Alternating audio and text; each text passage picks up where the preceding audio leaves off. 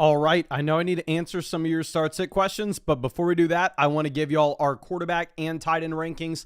Not going to take too long with this. Obviously, Josh Allen, you want to make sure that he is in your starting lineup. I'll say that the matchup against Cleveland in Cleveland isn't the best. The over-under of this game's pretty damn low, but Josh Allen still QB1 in fantasy points per game. He's currently averaging 23.9. Actually, I guess he's QB2 in fantasy points per game. We'll see who QB1 is. He is QB1 in total fantasy points, though. You have such a large sample of this dude just being an absolute monster.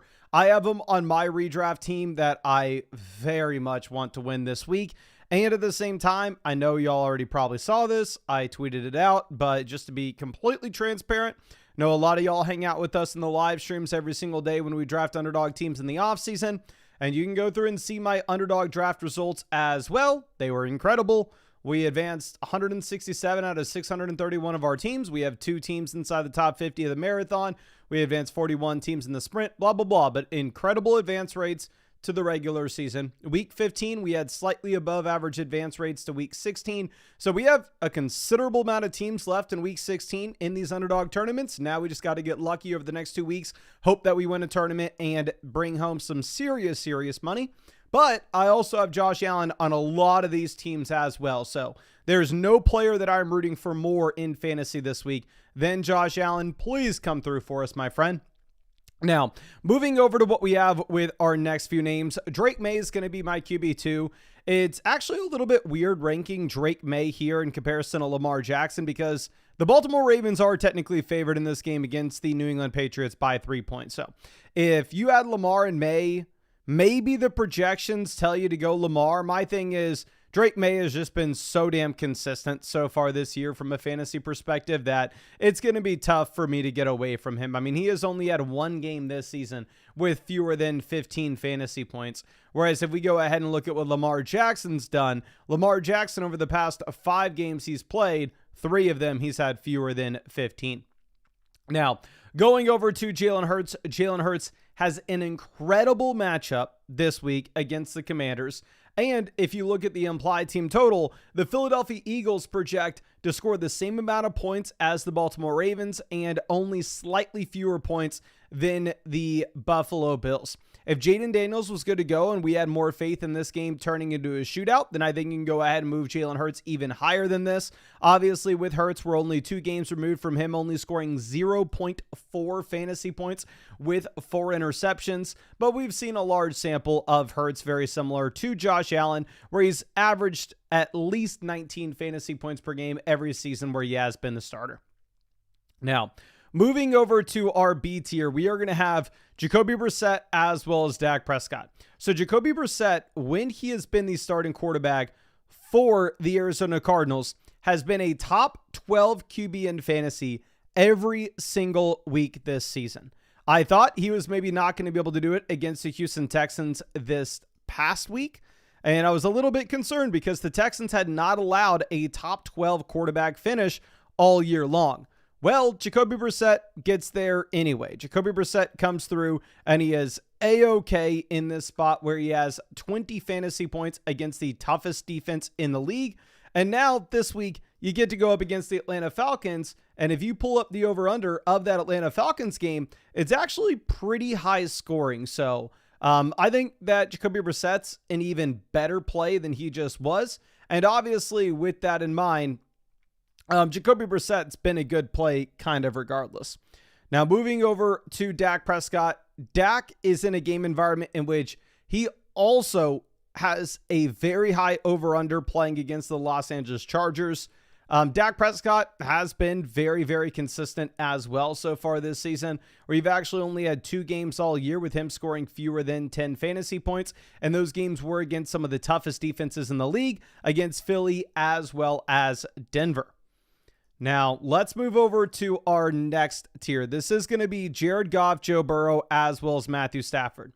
So the Detroit Lions actually project to be the highest scoring offense in the league this week. So when we go ahead and you look at Jared Goff, there are reasons to be excited. Don't get me wrong. He's coming off a game where he was just a QB5 overall, and the worst that he has finished since his bye week back in week 8 was the QB19, and that was a really tough matchup against the Philadelphia Eagles. Now, the issue is with Goff, obviously, he's not going to run the ball, averaging 3.1 rushing yards per game so far this season. But the Detroit Lions may actually be able to run the ball with Jahmyr Gibbs and Montgomery consistently, as they are heavy favorites here over the Pittsburgh Steelers. Now, Joe Burrow, I think, would be a little bit higher for us if it wasn't for the fact that, one, he's been bad so far this season. Like, Joe Burrow has been the starting quarterback for the Cincinnati Bengals in 3 games, and in those 3 games, you had 8.8, 7, 19, 23, and 5.5 fantasy points. Now, of course, you can go back to week 2, say that he left that game early, but nonetheless, Joe Burrow's QB 33 in points per game. And this matchup against the Miami Dolphins is a good one, don't get me wrong, but the hesitation that I'm going to have is without Tua, there's a chance that Cincinnati just goes out there and steamrolls this team and is able to run the ball in the second half. Now, going over to Matthew Stafford playing in Seattle, the weather's a big concern for this game. And y'all know a lot of times, I would say 99% of the time, people in the chat are like, oh my gosh, the weather. I ignore them, and I really just look at what sportsbooks over-unders, implied team totals are, because Las Vegas sportsbooks, they have a very good feel on what the weather's going to be like and how that's actually going to impact the overall scoring in the game. And if the over-under of that game does not get lowered down with a weather report, I usually don't think it's something that I need to concern myself with. And I think that's played out to be very true so far this season. Cannot even tell you how many times people have been worried about weather, and it's turned out to be literally nothing. Now, with that being said, if you go ahead and look at this game here between the Los Angeles Rams and the Seattle Seahawks, you actually do have it being a very tough spot when it comes to the over-under getting moved down based off the weather report over the past 2 days. It has dropped by 3 points, so I think this is a scenario in which you should be concerned. The over-under this game, I believe, is only like 42.5. You have no Devontae Adams, so I'm very much concerned with Matthew Stafford. Going over to the other quarterbacks that you could consider starting. Really, these are only the guys that I would go for. You have Brock Purdy as QB10, in my opinion, this week. Brock Purdy this past week obviously looked very good against the Tennessee Titans, but to be fair, it was the Tennessee Titans. However, we can say since coming back from his injury, he has been a top 13 quarterback in 3 out of 4 games, and this game in Indianapolis is supposed to be pretty high scoring in the Dome. Moving over to Bo Nix, it actually looks like the implied team totals gotten lower down here just a tiny bit. Bo Nix has given us incredibly high ceilings so far this year, but at the same time, he's giving you pretty low floors. I'm not super concerned about this matchup against the Jacksonville Jaguars, though.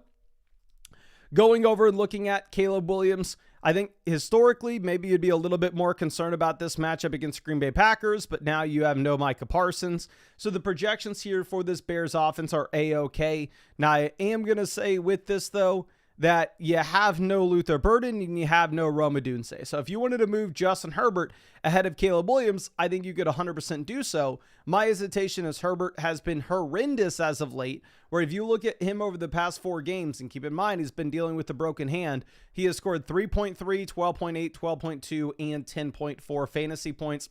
Trevor Lawrence coming off the QB1 overall day. Trevor Lawrence has been a top 12 quarterback in 5 straight games, so Lawrence has been incredible. My holdup on this is it's a very tough matchup against the Denver Broncos. If you don't believe me, hell, go ahead and look at the implied team total. It's on the screen for you right now. Right now, the Jacksonville Jaguars project score 21.5 points. That's lower than the Chargers. That's lower than the Bears. That's lower than the Broncos. That's lower than the Niners by a decent margin. The only quarterback that has a worse implied team total that we've talked about so far today is Matthew Stafford. And honestly, again, I'm probably too high on Matthew Stafford because of the game environment is very, very tough. And then going over to Jackson Dart. With Dart, you would think that they would ask him to run the ball a little bit less, but this past week, he had 63 rushing yards. So the rushing is still there, but very similar to Trevor Lawrence. I don't love the matchup against the Minnesota Vikings, and the Giants don't project to score a ton of points this week. Now, let me go ahead, swing this around, and pull up our tight end rankings for y'all, ladies and gentlemen. Okay, let's get these going. And I do want to mention as well, of course, I know that y'all do not need to hear the 1,000th Underdog ad that I've given you this season. If you have not signed up to Underdog with code FLOCK at this point, nothing is going to change your mind, but I know a lot of y'all have. If you want to check out these things like Trey McBride, higher lower at 77.5 total yards. But Underdog did email me this morning, and this was a surprise to me. They've never done this. It may be too late for y'all. I don't know. I showed this in the live stream earlier today. I have no idea how many people did it. But the first 250 people to scan this QR code are going to get $10 added into their Underdog account. I scanned it myself.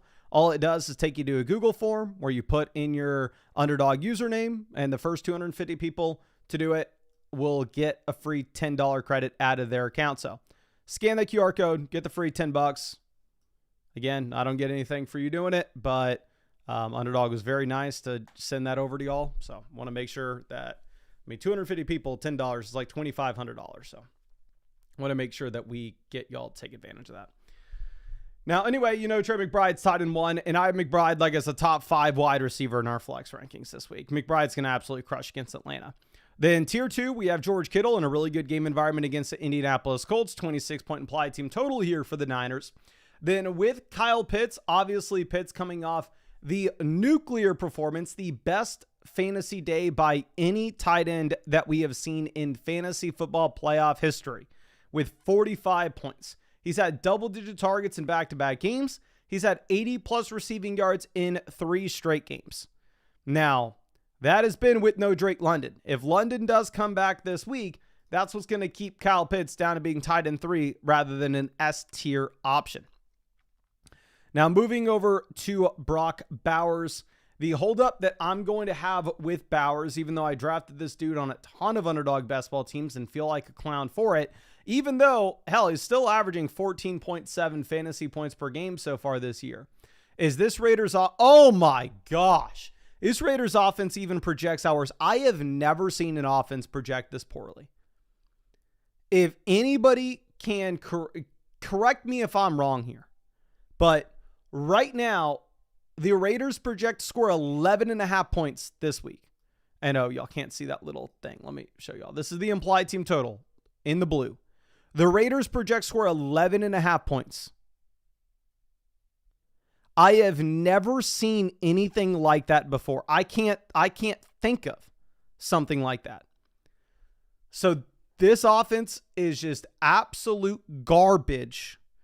Obviously, Bowers is a great player, and if I had Bowers on my team, I would still start him. This has been a bad offense all year, and Brock Bowers, the tight end 2 in fantasy points per game so far this season. But this Texans defense isn't one that you want to mess with, and this Raiders offense is dookie. Now, going over to Dallas Goedert, Harold Fannin. Harold Fannin projects out incredibly well from a volume perspective. He is the top weapon there in Cleveland. The issue that I'm going to have is I don't know how much touchdown upside is going to be there just because this Cleveland Browns offense is garbage. But one thing that y'all could really help me with in the chat right now, because I'm going to have to decide this myself, is I have both Dallas Goedert as well as Harold Fannin. Could y'all please spam the chat? And who would you start between these two players? Would you go with Dallas Goedert or would you go with Harold Fannin? Then Colson Loveland, I know seems crazy high for a lot of people here, and I completely get it. But the Bears offense projects out A-OK, and you have no Luther Burden and no Rome Odunze. So Loveland's target volume is going to go up dramatically. Travis Kelce gets a downgrade at quarterback, but also I'm going to assume that you have no Rashee Rice, so his target volume goes up. But we got Goddard. So it looks like the majority of the people in the chat are saying Dallas Goedert. That's how I have it in the rankings, but I do have them back to back. I did check the Underdog pick'ems, and they had Harold Fannin for like higher lower 53.5 total yards. Goddard higher lower 39. And I know y'all are going to hate this Colby Parkinson ranking, and I get it. But Jake Ferg has been fine this year. Obviously much worse than CeeDee Lamb came back, but that was the expectation. But this offense projects to score a ton of points here this week. Dalton Kincaid didn't practice today, so there's a very real chance that Dalton Kincaid does end up missing. For that reason, if you had like Parkinson or Kincaid, you could go ahead and play it safe with Parkinson tonight. Tyler Warren is, in my opinion, the number one option for Phillip Rivers among all pass catchers. Dalton Schultz coming off a very strong game and an offense that projects to score a ton of points. And I know everybody's favorite tight end this week is Colby Parkinson. I completely get it, and I understand why. You don't have to tell me, oh my gosh, Davante Adams is out. Mason, you idiot. Didn't you hear? No, Davante Adams means that Colby Parkinson is guaranteed to score a touchdown. The Rams don't project to be a great offense this week. They project to only score 20.5 points. 6 points fewer than the Houston Texans. 6 points fewer than the Bills. 5 points fewer than the Dallas Cowboys. They project score the same amount of points as the Kansas City Chiefs. This is a really tough matchup against Seattle, while at the same time, you're in a very tough spot when it comes to the weather in this game. So everybody is saying that this is a must-start player. In my mind, I think they are maybe falling for the touchdown efficiency that he has seen, where if you go through and if you look at the past 6 games he's played, yes, over the past 6 games, he has had, on average, 1 touchdown a game. At the same time, he has had 5, 2, 4, 5, 5, and 7 targets. So, Parkinson, you can definitely start him. Don't get me wrong. But, like, if you have Dallas Goedert on your team, if you have Kelsey on your team, and that's who you've been rolling with all year, and you're going to go ahead and flip the Parkinson just because you saw on a waiver wire YouTube video somebody say he was interesting, I think that's probably a mistake. But if you are desperate at tight ends, you can go ahead and go for it. And oh dear God, I just realized we messed this up. So you know what I'm going to do? I messed up how we were starting the live stream with this live Q&A. So I'm going to end this as a video right now so I can fire up a live Q&A literally right after this. So I'm going to end this. And I will be live again in about 90 seconds. Just time it takes me to set it up because I need to go ahead and I need to answer all these questions. But appreciate all, ladies and gentlemen. And if you want any start set questions answered, I'll be live